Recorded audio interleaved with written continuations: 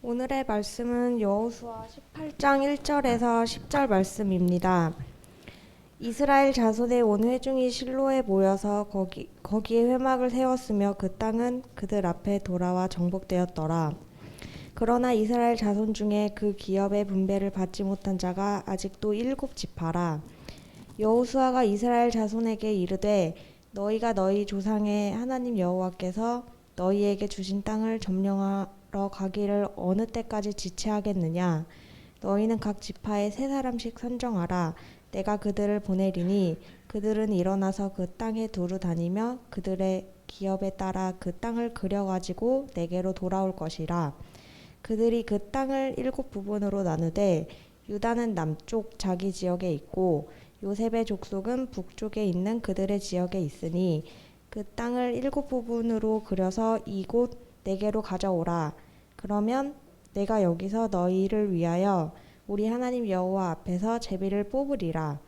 레위 사람은 너희 중에 분깃이 없나니 여호와의 제사장 직분이 그들의 기업이 됨이며 각과 르우벤과 므낫세 반지파는 요단 저편 동쪽에서 이미 기업을 받았나니 이는 여호와의 종 모세가 그들에게 준 것이니라 하더라.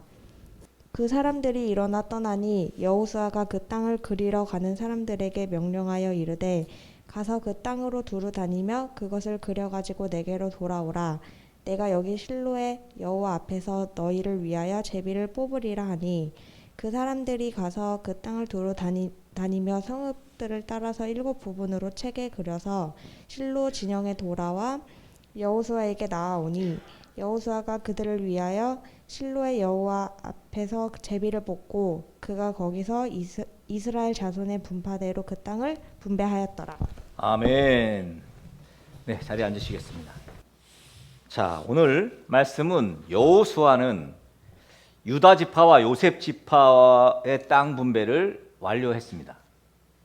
그리고 오늘 말씀 보니까 회막을 실로로 그렇게 옮깁니다. 원래 회막이 있던 곳이 어디죠? 이스라엘 백성들이 요단강을 건넜죠. 요단강을 건넌 것이 약 출애굽 이후 약 41년 BC 1406년경 1월 10일쯤 그때였죠. 그래서 그 당시에 이 가나안 땅으로 요단강을 건너서 들어오게 됩니다. 그리고 12명의 지파의 한 사람씩 돌을 취해서 그 돌을 가지고 이제 기념비를 세웠어요. 그게 어디에 세웠어요? 길갈이라는 곳에 세웠습니다. 보시면 저 길갈이라는 곳이 나오죠. 저 중앙에 저 위에 요단강이 있고요. 아래는 저기가 사해입니다. 그래서 요단강을 건너서 아래쪽에 보면 길갈이라는 곳이 있는데 그 길갈에 진지를 세운 거죠. 진지를 장막을 세웁니다. 이 장막이 우리가 흔히 말하는 지금 말하는 회막입니다. 성막이죠. 그리고 이제 여리고를 점령한 거예요. 그런데 지금 저 위쪽에 보면 실로, 그죠? 왼쪽에 나오죠. 길갈 왼쪽에 보면 그 베델 성읍 그 위쪽으로 실로가 있는데 그 실로로 옮깁니다. 여러분, 회막이 있었던 길갈, 그 길갈에서 회막을 지금 실로로 옮겼다. 굳이 그럴 거 없거든요. 그냥 길갈에 있어도 되는데 왜 실로로 옮겼을까? 길갈은 우리가 잘 알듯이 이스라엘 정복의 전초기지입니다. 길갈에서 여리고를 점령했고 또 길갈에서 지금 유다 지파를 분배했고 또 길갈에서 요셉 지파도 다 분배를 길갈에서 했어요. 그 전초기지였단 말이에요. 근데 그 전초기지가 이제 땅 분배를 하는 그 과정에서 실로로 옮깁니다. 왜 그렇게 6년에서 7년 동안에 가나안 땅 정복의 주도권을 쥐고 있던 길갈에서 실로로 옮겨야 되는가? 길갈에서 땅 분배할 때요, 지금 몇몇 지파들이 소극적인 태도를 보였습니다. 땅 분배, 이스라엘 땅을 점령하는 일에 조금 소극적인 그런 모습을 취한 거예요. 이건 참 어렵습니다. 이런 일은 공동체 안에서 적극적으로 모두가 다 함께 쫙 나가줘야 되는데 누구는 막 아유 저거 왜 저렇게 하냐고 그러고 이거는 굉장히 힘든 일이에요. 지금 어마어마한 무리들입니다. 이스라엘 백성들은. 그런데 이들의 모두가 다 흔쾌히 하리라고는 생각 안 했습니다만, 그렇지만 요단강을 마른 땅으로 건너고 하나님의 놀라운 기적을 경험했던 이스라엘 백성들은 사실상 모두가 다 한마음 되어서 땅 분배에 참여했어야 돼요. 그런데 요단 동편에 갓 지파, 르우벤 지파, 또 므낫세 반 지파, 그 다음에 요단 서편으로 와서 이제 유다 지파와 욥셉 지파를 제외한 나머지 레위 지파를 포함한 8지파. 근데 레위 지파는 오늘 말씀이 뭐라 하냐면 레위 지파는 분깃을 주지 않는다. 왜? 그들에게 분깃은 제사장직이 분깃이다라는 거예요. 그 나머지 7지파 남은 거죠. 이 7지파는 미적미적대고 땅을 차지할 생각도 안 하고, 그리고 뭐 글쎄요 여기서 불평하고 불만을 가지고 원망하고 막 그랬을 것 같습니다. 요셉 지파는 또 이 상황에서 뭐라 그래요? 우리가 지난번 봤죠? 요셉 지파는 자기 땅이 작다는 거예요. 왜 우리 땅이 이렇게 작습니까? 요셉 지파 땅이 어마어마하게 크거든요. 그런데 자기 땅이 너무 작대. 자기들은 에브라임 지파, 므낫세 지파, 이 지금 두 지파를 통해서 2배의 복을 받았음에도 불구하고 자기 땅이 작다고 하죠. 그래서 여호수아가 뭐라 그래요? 개척해라. 땅을 개척해라. 자, 지금 이러한 상황 속에 있어서 여호수아는 회막을 가나안 중심부에 있는 실로로 옮기게 됩니다. 회막을 옮겨서 다시 세웠다. 이 회막은 성막입니다. 자, 성막은 하나님을 만나고 하나님을 경험하는 거죠. 회막은 만남의 장소라고 말합니다. 만남의 장막이에요. 하나님의 임재가 있는 곳이 바로 회막입니다. 그 이유는 회막 안에 뭘 두기 때문에? 언약궤를 두기 때문이죠. 하나님의 임재를 상징하는 언약궤를 두기 때문입니다. 실로라는 곳은 여러분 보시면 알겠지만 가나안의 중심입니다. 가나안 땅의 중심이 실로예요. 회막을 실로로 세웠다는 것은 가나안 땅의 하나님의 통치가 이제는 본격적으로 시작된 것을 공표하고 있습니다. 이때부터 실로는요 사무엘 시대까지, 사무엘 시대 때 무슨 일이 있었어요? 이 블레셋이 쳐들어와 가지고요 언약궤를 빼앗아갑니다. 그 사무엘 시대 때까지는 이 실로가 영적 중심지였어요. 하나님의 임재가 있는 곳이었습니다. 바로 이스라엘 신정 정치의 중심지였습니다. 하나님의 임재하시는 회막, 하나님의 임재하시는 그 성막을 세우는 문제가 정말 중요한 문제였지만 실로로 옮겨서 정말 미적미적되고 민기적되고 그리고 소극적인 나머지 7지파에게 여호수아는 아주 경고의 메시지를 하고 있습니다. 실로로 옮겼다. 이 말은 회막을 옮겼다. 이 말은 요즘으로 말하면 뭐 예배당을 옮겼다라고 할 수 있겠죠. 그때의 회막과 지금 예배당은 조금 다릅니다만 하지만 본질적인, 그러니까 복음의 전초지기라는 의미로는 굉장히 유사하죠. 근본적으로는 하나님의 임재가 있는 곳, 하나님의 임재의 공간이라는 의미로 지금의 예배당과 회막을 견줄 수가 있겠습니다. 그런데 오늘 말씀 보니까 땅 분배를 아직 받지 않은 7지파가 이게 문제예요. 요단 동편에서 3지파, 요단 또 서편에 와가지고 유다 지파, 그리고 에브라임 므낫세 지파, 이렇게 5지파가 땅 분배를 다 받았습니다. 오늘 말씀에도 언급합니다만 레위 지파는 놀랍게도 제사장 직분 그 자체가 그들의 분깃이라고 여호수아가 그렇게 말씀하시면서 분깃을 주지 않죠. 그래서 나머지 7지파, 베냐민 지파, 시므온 지파, 스불론 지파, 이사갈 지파, 아셀, 납달리, 단, 이렇게 7지파가 이제 남았어요. 유다 지파가 땅 분배했듯이 또 요셉 지파를 땅 분배했듯이 그냥 제비 딱 뽑아가지고 자 단지파 저리로 가, 야 니네 이사갈 지파 저쪽으로 가, 스불론 일로 가, 뭐 이렇게 하면 되는데 왜 하나님께서 땅 분배에 소극적인 사람들에게 너희들이 왜 소극적이냐 그러면서 여호수아를 통해서 이렇게 그들을 일깨울까요? 실로로 옮기면서까지 왜? 오늘 3절에 보니까 오늘 말씀에 이렇게 말합니다. 여호수아가 이스라엘 자손에게 이르되 너희가 너희 조상의 하나님 여호와께서 너희에게 주신 땅을 점령하러 가기를 어느 때까지 지체하겠느냐. 하나님께서 약속하신 가나안 정복. 그런데 나머지 7지파는 가나안 땅 점령에 지체했다는 거예요. 하나님의 명령에 지체했다는 거예요. 왜 그랬는지는 뭐 뻔하죠. 뭐 전쟁에 대한 부담감이 있었을 수 있어요. 사람을 죽이고 막 전쟁에서 막 또 자기가 죽을 수도 있고, 그런 부담감이 있을 수도 있었고, 또 게을러서일 수도 있습니다. 이런 말 있죠. 손 안 대고 코 풀려고 한다고. 손 안 대고 어떻게 코를 풀어? 이러고 풀면 풀어지나? 손 안 대고 코 풀려고 했던 이 7지파들에게 지금 여호수아가 경고하고 있습니다. 어느 때까지 지체하겠느냐? 지체했다는 이야기는 용기가 없다는 것이죠. 일하기 싫다는 거예요. 이것은 여러분 믿음이 없다는 것을 증명합니다. 일하기 싫고 그리고 용기가 없고 이건 믿음이 없는 거죠. 우리나라에 유행했던 어떤 사람들이 있죠. 니트족이라고 들어보셨어요? 니트족. 니트는 not in education, not in employment, 또 not in training의 준말이죠. 배우려고 안 하고 또 고용을 위해서 취직을 위해서 노력도 안 하고 또 훈련도 안 하고 공부도 안 하는, 일하기 싫고 그저 남의 밑에서 일하는 것이 싫어가지고 출퇴근하는 것이 싫고 뭐 이래서 싫고 저래서 싫고 먹고 노는 사람들을 말합니다. 부모님 밑에서 기생하는 사람들.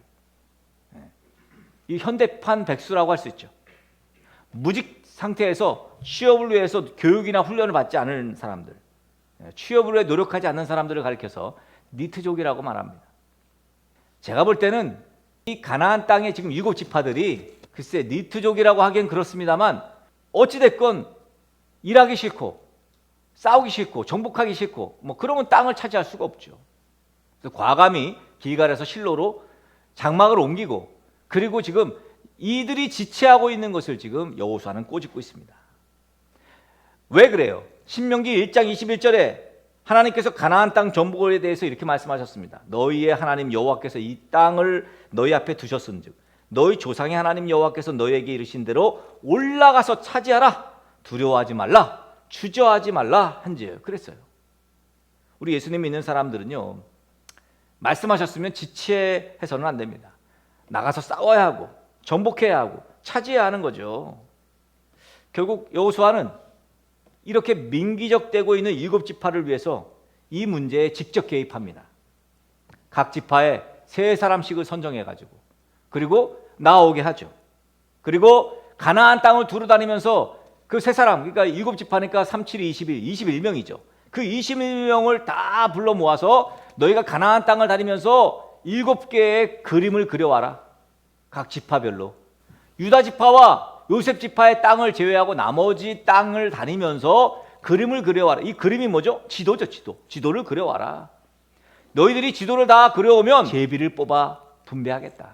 실로의 하나님 앞에서 7지역의 그림을 그리게 됩니다. 3사람씩, 한 지파에 3사람씩 21명이 나가서 이제 다 그림을 그리는 거예요. 뭐 동쪽으로 간 사람, 남쪽으로 간 사람, 서쪽으로 간 사람이 있었겠죠. 참 이상한 것은 각 장마다 요단 동편에 분배받은 갓지파, 르우벤지파, 므낫세 반지파를 이상하게 각 장마다 계속 언급하고 있어요. 요단 동편의 땅 분배를 계속 말해. 이유가 뭘까요? 요단 동편의 땅이야말로, 땅 분배야말로 굉장히 순적하게 이루어졌어요. 그죠? 거기 뭐 싸우지도 않았어요. 갓지파, 르우벤지파, 므낫세 반지파, 네, 저희를 주십시오. 그래, 너희 가져라. 단 조건이 있었죠. 요단 동편에 땅을 분배받은 갓지파와 르우벤지파와 므낫세 반지파는요, 조건을 충족시켰어요. 무슨 조건? 너희가 요단을 건너가거든, 가나안 땅에 들어가거든, 너희가 그 싸움에, 그 전쟁의 선봉에 서서 싸워야 된다. 그러면 이 요단 동편을 너희에게 주겠다.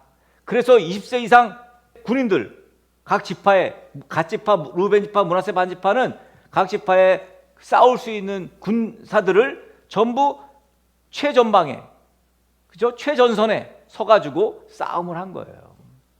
여러분, 그러기 때문에 요단 동편을 순적하게 받을 수 있었어요. 근데 요단 서편의 일곱 지파 사람들 말이에요. 싸우려고도 안 하고 나서려고도 안 하고 희생은 하지 않으려고 하면서 땅은 받고 싶고, 그래서 아마 저처럼 이렇게 얘기했을 거예요. 그냥 제비 뽑아주세요, 아무데나.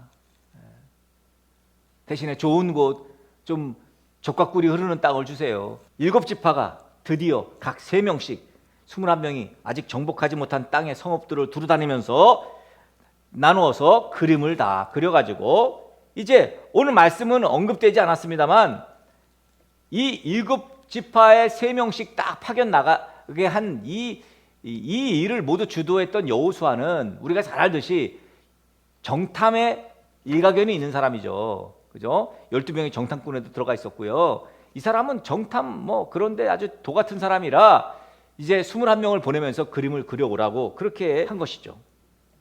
자, 어떤 사람이 이렇게 말할 것입니다. 하나님이 땅을 알아서 주시지, 아니 왜 굳이 이렇게 그림까지 그려오게 하고 이렇게 괴롭혀, 이렇게 불편하게 해, 그런 이야기 하실 수 있습니다. 하나님의 사역을 가만히 살펴보면 가만히 누워 있는데 그냥 자기 입으로 감이 떨어지는 그런 시스템은 아니라는 거예요. 하나님은 그런 거는 전혀 고려치 않습니다. 내가 아무 노력을 안 했는데, 내가 아무 힘도 안 썼는데도 불구하고 하나님이 알아서 다 해주는 시스템이 아니에요. 우리는 로봇인데 하나님이 우리를 그냥 알아서 다 먹고 살고 있게 해주시는 게 아니에요. 우리의 역할이 있다니까요. 굉장히 중요합니다. 우리의 사명이 있습니다. 누군가는 누군가의 사명이 있는 것입니다. 하나님께서는 그분의 계획 안에서 실제로 움직이는 한 사람을 찾으시고 그 한 사람의 헌신과 그 한 사람의 노력을 사용해서 자신의 계획을 이루시는 분이세요.